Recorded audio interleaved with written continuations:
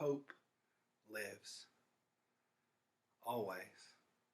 And sometimes hope opens up doors that we don't intend and that we don't even think about.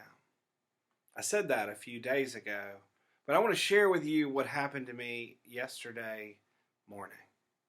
Yesterday morning, I made a phone call, which is not atypical for me. I made a phone call to what I thought was a church member, just to make sure that they were okay and make sure that everything was all right with them, which is what I've been doing a lot of during this time. But what happened was that wasn't who I got on the other end of the phone. I somehow dialed the wrong number and ended up calling someone who I did not know, who I had never met, and who was not who I was intending to call. I apologized for having the wrong number. I let this person know that I was just a pastor trying to reach out to some of the church members, and I hung up the phone. A few minutes later, my phone rang again.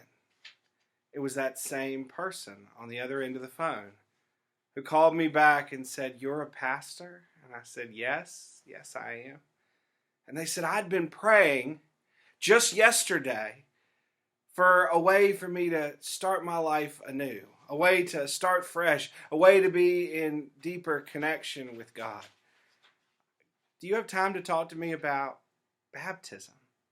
I laughed because right before I made that wrong phone call, I just finished sending a devotion about baptism to another church member. And as I talked to this person on the phone, I said, "Would you like for me to send that to you?" And they said, "Of course I would." So we ended up sharing what was going on in their life and their desire to start something new and to grow closer to God. That would not have happened had I not been trying to instill hope and call someone else. This is a good example of what I'm talking about. When we try to extend hope in one way, sometimes something else happens that's wonderful.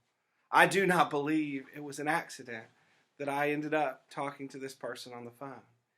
And they don't believe that it's an accident either.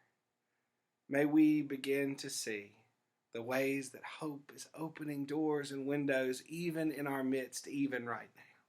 Because hope lives always.